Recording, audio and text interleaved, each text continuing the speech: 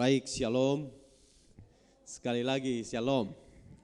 Oke, seberapa kita yang hadir hari ini, saya ingin pastikan kita tetap bergairah dalam mencari Tuhan, dalam mengiring Tuhan, dalam memuji dan memuliakan Tuhan, karena kehadiran Tuhan tidak dibatasi oleh karena jumlah. Dan sesungguhnya setiap kita yang berkesempatan hadir hari ini, saya pastikan kita semua menjadi orang yang diberkati oleh Tuhan. Amin. Nah, baik Bapak Ibu Saudaraku yang dikasihi Tuhan, hari ini kita akan kembali belajar kebenaran firman Allah tentang damai sejahtera. Dan saya ingin menyampaikan ada beberapa hal dalam waktu ini. Dan kemudian di dalam Kisah Para Rasul pasal yang ke-10 ayat yang ke-35 sampai dengan ayat yang ke-36, ini bicara tentang seorang yang namanya Petrus sedang berbicara kepada pendengar, dan kemudian dia menyampaikan beberapa hal dalam Kisah Para Rasul pasal 10 ayat 35 sampai ayat 36. Dikatakan begini: setiap orang dari bangsa manapun yang takut akan Dia dan yang mengamalkan kebenaran berkenaan kepadanya.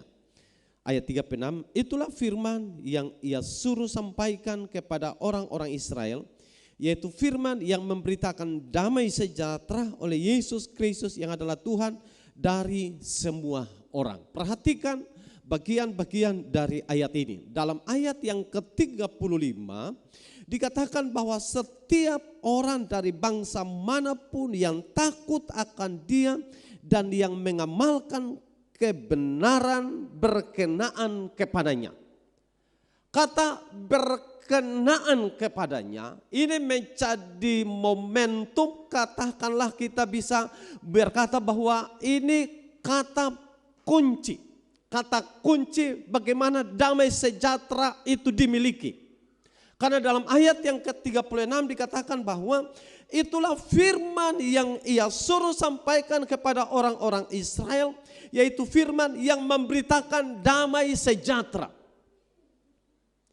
Jadi sekali lagi bahwa setiap kita yang mengamalkan kebenaran dipastikan berkenaan kepadanya. Orang yang tidak mengamalkan kebenaran tidak akan berkenaan kepada Allah. Tetapi orang yang mengamalkan kebenaran dia pasti akan berkenaan kepada Allah. Dan setiap orang yang berkenan kepada Allah akan hadir damai sejahtera. Amin. Akan hadir damai sejahtera. Mari anak-anak masuk. Jangan bermain di luar. Sekali lagi, setiap orang yang mengamalkan kebenaran akan hadirlah yang namanya damai sejahtera. Nah, kemudian kita perhatikan selanjutnya di dalam Roma pasal 5 ayat 1 dikatakan begini. Sebab itu kita yang dibenarkan karena iman, perhatikan ini. Sebab itu kita yang dibenarkan karena iman, kita hidup dalam apa saudara? Dalam damai sejahtera. Jadi kalau kita yang mengaku punya iman, dan tentu bagi kita selaku orang percaya atau orang Kristen lah kata begitu, kita yang punya iman ini dalam hubungannya yang mempercaya kita kepada Tuhan Yesus. Tidak dalam hubungan dengan yang lain. Setiap kita yang memiliki iman atau katakanlah kita yang dibenarkan karena iman kepada siapa? Tentu kepada Yesus Kristus sebagai Tuhan dan Juru Selamat. Maka kita hidup dalam damai sejahtera. Dan dikatakan dengan Allah oleh karena Tuhan kita Yesus Kristus. Sehingga apa yang tadi saya sampaikan, kalau kemudian kita selaku orang yang percaya kepada Yesus Kristus tetapi kita tidak punya damai sejahtera, maka ada yang salah di sana. Kalau kita yang percaya Yesus sebagai Tuhan dan Juru Selamat, Tuhan yang datang ke tengah dunia ini, Tuhan yang kemudian mati dari antara manusia, Dia bangkit dan kemudian kembali ke surga. Dan kita yang tidak memiliki damai sejahtera, saya ingin katakan ada sesuatu yang salah di sana. Ada sesuatu yang tidak pas di sana. Karena dikatakan kita yang dibenarkan karena iman, kita hidup dalam damai sejahtera dengan Allah oleh karena Tuhan kita Yesus Kristus. Jadi sebenarnya Yesus Kristus menjadi bagian penting bagi saya dan saudara untuk hidup di dalam damai sejahtera. Untuk hidup dalam damai sejahtera, penentu adalah di mana kita mengimani Yesus Kristus sebagai Tuhan dan Juru Selamat. Dan orang yang mengimani Yesus Kristus sebagai Tuhan dan Juru Selamat, dia pasti mengamalkan kebenaran. Dan orang yang mengamalkan kebenaran dipastikan akan ada damai sejahtera di sana. Nah, di dalam Yesaya pasal 32 ayat 17 dikatakan, di mana ada kebenaran, di situ akan tumbuh apa saudara? Damai sejahtera. Dan akibat kebenaran ialah apa saudara? Ketenangan dan ketentraman untuk selama-lamanya. Jadi kalau ada orang yang mengatakan beta punya damai sejahtera, tapi dia tidak tenang, maka tidak ada damai sejahtera. Orang yang punya damai sejahtera pasti tenang. Amin. Orang yang punya damai sejahtera, dia pasti tentram. Nah, soal tenang dan tentram bukan jaminan karena ada di seputar saya dan saudara. Soal tentram, soal tenang, bukan karena ada jaminan-jaminan, tetapi karena Kristus yang ada dalam hati saudara, Kristus yang ada dalam saya, itu yang membuat kita menjadi orang yang tenang, yang membuat kita menjadi tentram. Dan banyak orang kemudian menjadi tenang kalau punya harta yang melimpah. Banyak orang yang tentram kalau dia punya kedudukan. Banyak orang yang tentram kalau di seputarnya semua baik-baik saja. Saya mau ingin mengatakan, kalau kita memiliki Kristus, kita percaya Kristus itu ada dalam saya dan saudara. Amin. Dan kalau dia ada dalam hati saya dan saudara, bukankah kita akan mengatakan kebenaran itu ada dalam hati saya dan saudara? Dan kalau ada kebenaran, tentu akan lahir damai sejahtera. Dan karenanya tidak ada alasan bagi kita tidak punya damai sejahtera. Sekalipun ada Yesus dalam saya dan saudara. Saya mau ingin mengatakan, selagi Yesus ada dalam hati saya dan saudara, pasti akan ada damai sejahtera di sana. Nah, jadi apakah kemudian kita juga mengatakan bagaimana kalau kemudian kita tidak punya damai sejahtera? Sudah tadi sejak awal saya katakan bahwa ada sesuatu yang salah di sana. Memang dalam kemanusiaan kadangkala roh kemanusiaan itu membuat kita merasa tidak nyaman, membuat kita merasa tidak tenang. Saya mengatakan bahwa normalnya kemanusiaan itu bisa ada di sana. Tapi sekali lagi situasi kemanusiaan janganlah hendaknya menghilangkan damai sejahtera. Sehingga kita membuat menjadi manusia-manusia, menjadi orang-orang yang dikatakan panik sana, panik sini saudara. Saya mau mengatakan bahwa bagi kita anak-anak Tuhan harus bisa tetap tenang. Karena di saat kita tenang, kita firman Allah katakan kita pasti bisa apa? Berdoa. Kalau tidak tenang, tidak mungkin kita akan bisa berdoa. Dan Roma 14 ayat yang ke-17 dikatakan begini oleh firman Allah. Roma 14 ayat 17. Sebab kerajaan Allah bukanlah soal makanan dan minuman. Perhatikan ini. Sebab kerajaan Allah bukan soal makanan dan minuman. Desember ini alias perayaan Natal ini kadang-kala makanan dan minuman menghilangkan damai sejahtera. Saya tidak ingin di antara saudara kehilangan damai sejahtera hanya karena soal gara-gara makan, hanya karena gara-gara minum, hanya karena gara-gara pakai, hanya karena gara-gara bando baru, lipstik baru, sepatu baru, baju baru, warna rambut baru. Amin. Saya tidak mau karena hal-hal itulah yang menghilangkan damai sejahtera.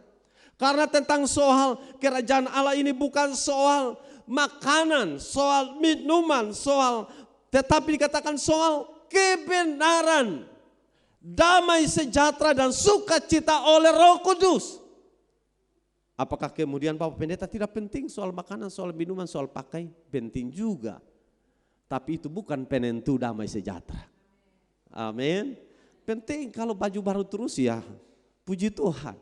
Penting juga kalau kemudian ada cat baru di dalam rumah, gorden baru, jendela baru, yang lama saudara bongkar ganti yang baru, lantai baru, atau atap baru, semua masalah. Tapi jangan kemudian oleh karena hal-hal itu engkau kehilangan damai sejahtera. Amin. Jangan karena hal-hal yang di luar kita menghilangkan damai sejahtera. Karena sekali lagi kerajaan Allah bukan soal makanan, soal minuman, tetapi soal kebenaran dan damai sejahtera. Nah, kalau demikian, maka yang kita kejar apa saudara? Apakah saudara kejar soal makan, soal minum, soal pakai? Itu artinya dalam Roma 14 ayat yang ke-19 itu memberi jawaban. Sebab itu marilah kita mengejar apa yang mendatangkan apa saudara? Damai sejahtera. Kita kejar apa yang mendatangkan damai sejahtera dan yang berguna untuk saling membangun. Dalam kehidupan kita selaku orang percaya, kita selaku anak-anak Tuhan, mari kita kejar ini. Kita kejar apa yang mendatangkan damai sejahtera. Dan kalau kita mengejar apa yang mendatangkan damai sejahtera, maka pikirkanlah. Firman Allah katakan, pikirkanlah yang di atas, bukan yang di bawah, bukan yang di bumi. Kalau bicara di bawah itu bicara bumi, kalau yang di atas bukan bicara soal nanti ada bintang-bintang, soal bicara ada langit. Bicara tentang hal-hal sorga, pikirkan hal-hal sorga. Dan kalau kita mau mengejar apa yang mendatangkan damai sejahtera, itu berarti yang kita pikirkan apa sih yang Tuhan mau, apa sih yang Tuhan kehendaki, apa sih yang Tuhan tuntut dari saya. Bahkan kalau kita kemudian melihat, mengintrospeksi diri dan mengatakan apa yang kurang dari beta, apa yang kurang dari saya, dan Tuhan mau yang kurang itu ditambahkan. Ataukah apa yang menjadi kelemahan saya dan Tuhan mau kelemahan itu diangkat, dicabut dari diri saya. Apa sih itu? Agar supaya kita bisa mengejar apa yang mendatangkan damai sejahtera. Nah, kebanyakan kita lupa dengan bagian-bagian penting ini. Kita lupa hanya kadang, justru dengan jujur saya katakan, kadang kita hanya mau duduk dengar firman Allah, kita memuji menyembah Tuhan dan kita pulang dengan itu. Lupa ada sesuatu yang penting yang Tuhan taruh di hati saya dan saudara, dan pesan firman Allah, pesan dalam ibadah-ibadah senantiasa memiliki maksud agar supaya dari pesan dalam ibadah itu, entah lewat puji-pujian, entah ketika kita kebenaran firman Allah, pesan itu kemudian kita bawa, dan ketika kita bawa keluar, kita melakukan apa yang oleh firman Allah, apa yang Tuhan mau buat saya dan saudara, sehingga kita mengejar apa yang mendatangkan damai sejahtera dan yang berguna untuk, nah ada kalimat, untuk saling membangun. Kata saling membangun berarti ada pihak-pihak lain selain saya dan saudara. Artinya lebih dari satu orang untuk saling membangun. Kata saling berarti ada lebih dari satu orang. Jadi kalau kita terjemahkan ini, maka kita bicara di dalam kehidupan kita selaku jemaat. Mari kita saling mendorong, saling memotivasi, saling mengangkat, saling membimbing satu dengan yang lain, membangun dia, supaya membangun pribadi, membangun orang lain, supaya apa? Supaya dia hidup dalam damai sejahtera. Karena dikatakan bahwa marilah kita mengejar apa yang mendatangkan damai sejahtera dan yang berguna untuk saling membangun. Damai sejahtera engkau miliki, damai sejahtera saya miliki dalam momen perayaan-perayaan Natal di bulan ini. Sebenarnya ini adalah momen-momen yang mengingatkan kita kembali bahwa kata tentang damai sejahtera dan dalam hubungannya dengan damai sejahtera, sekali lagi kalau kemudian saya katakan bahwa Kristus hadir membawa damai sejahtera. Kenapa? Karena kita sedang lagi terpuruk. Kalau kita sedang lagi terpuruk dan Yesus datang mengangkat kita. Dan karenanya kalau saudara menjadi pembawa damai sejahtera, saudara berperan untuk mengangkat orang yang lagi terpuruk.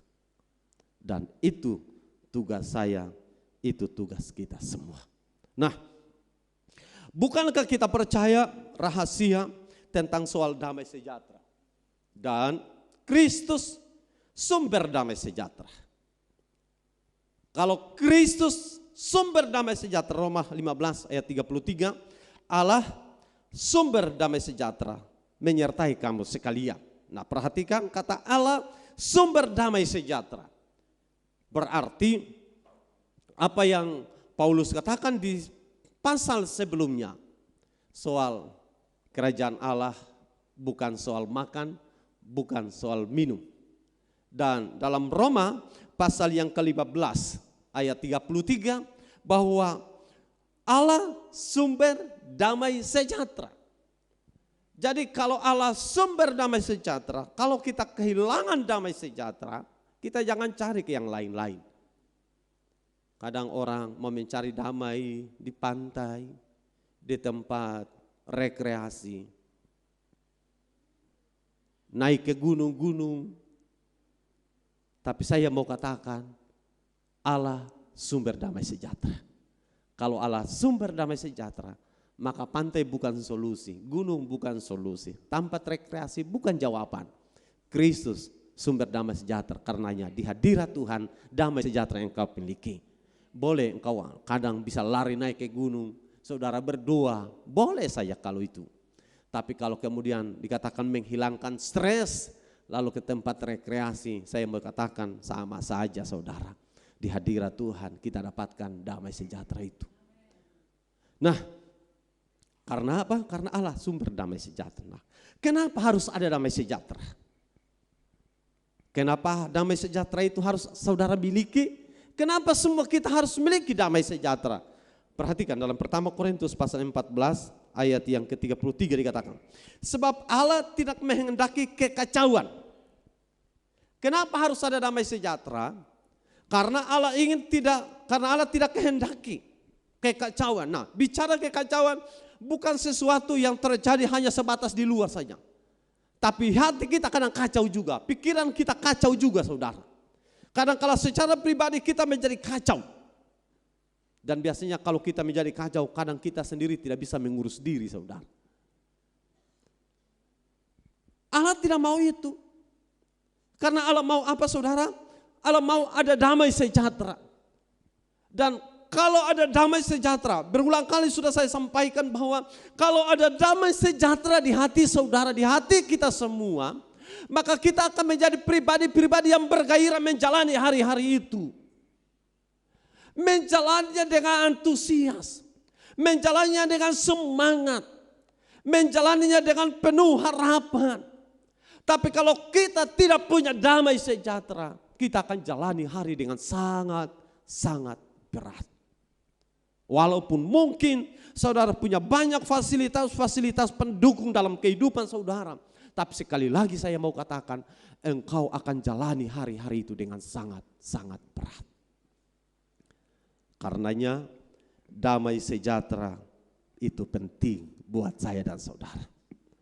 Untuk bisa beraktivitas, hendaklah damai sejahtera Kristus ada dalam hati saudara dan saya.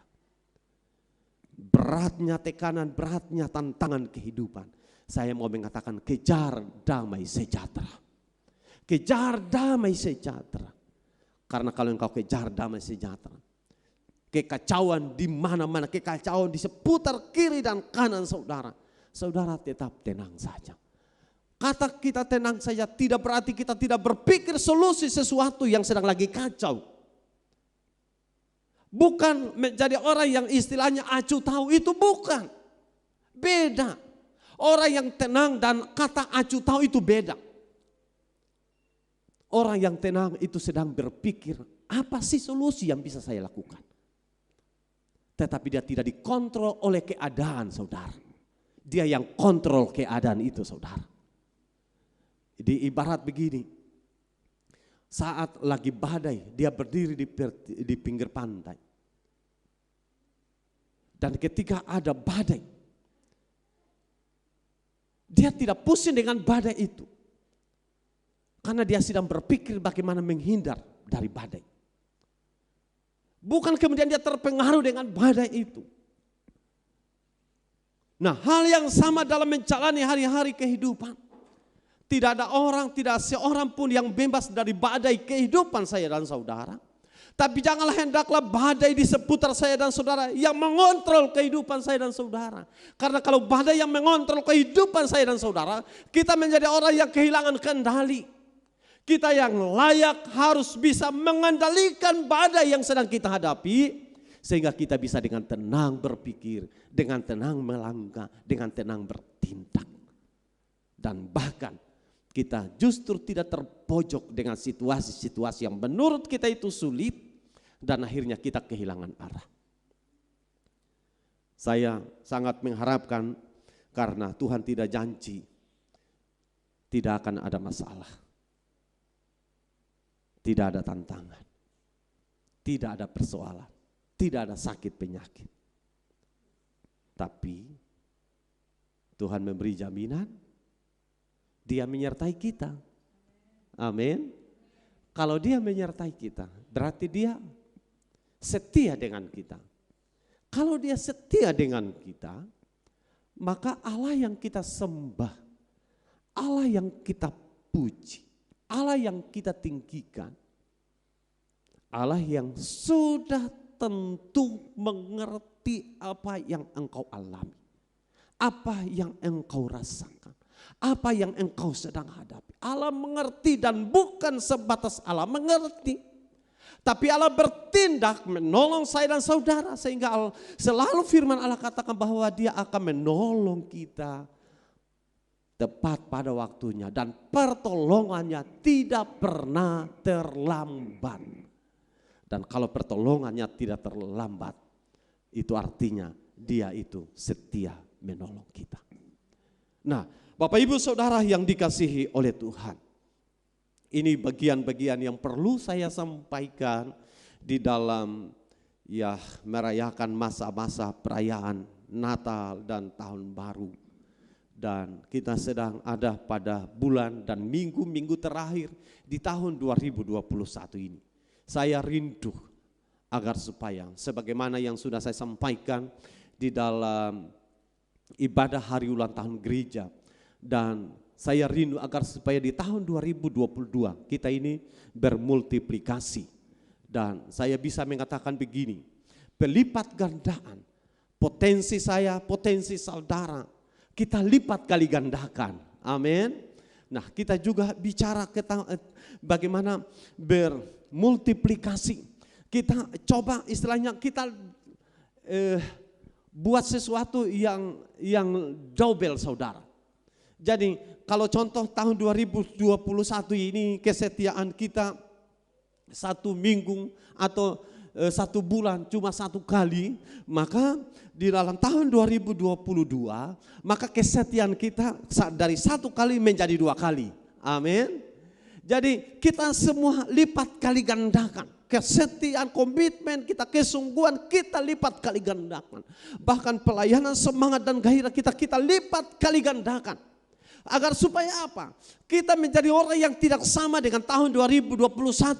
2022 kita menjadi orang yang beda. Artinya bahwa terlihat kita punya tren naik, saudara.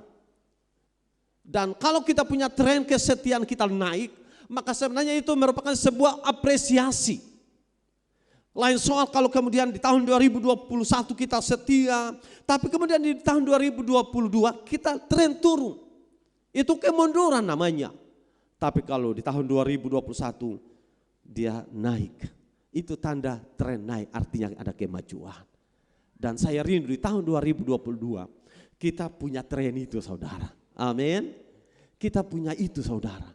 Jadi mari di tahun 2021, di akhir-akhir tahun ini, mari kita renungkan baik-baik. Apa sih yang perlu saya benahi? Apa sih yang perlu saya ingin lakukan? Apa sih yang perlu saya kerjakan? Apa sih yang saya ingin pikirkan untuk kemudian bisa menolong pelayanan pekerjaan Tuhan di tahun 2022? Mari kita pikir sama-sama agar supaya di tahun 2022 memang jadi sebuah gerakan, menjadi sebuah gaya kehidupan kita selaku anak-anak Tuhan yang berbeda di tahun 2021 ini. Dan saya rindu agar supaya kita menjadi anak-anak Tuhan yang sekali lagi di tahun 2022 menjadi anak-anak Tuhan yang antusias melakukan segala hal demi kepentingan kerajaan Allah. Karena kalau kita bicara kerajaan Allah, kita bicara damai sejahtera. Tuhan Yesus akan menolong kita semua lewat kebenaran firman Allah yang sudah saya sampaikan ini, agar supaya kita benar-benar menjalani hari-hari kehidupan di tahun yang baru nanti dengan semangat, dengan gairah, dengan kesungguhan yang tidak biasa kita lakukan di tahun 2021 ini. Nah, doaku agar supaya saudara menjadi anak-anak Tuhan, doaku saudara menjadi pribadi jemaat Tuhan, doaku agar supaya kita menjadi umat ciptaan Tuhan yang benar-benar berguna bagi kepentingan kerajaan Allah. Tekanan, tantangan, saya mau katakan itu bagian biasa dalam kehidupan kita hari-hari, tetapi mengandalkan Tuhan, hidup di dalam kebenaran adalah bagian yang tidak bisa kita abaikan. Nah, sudah tentu ketika kita sudah melakukan apa yang menjadi bagian, menjadi tugas kita, maka saya percaya Tuhan akan bekerja bagi saya dan saudara. Tuhan memberkati kita semua. Haleluya.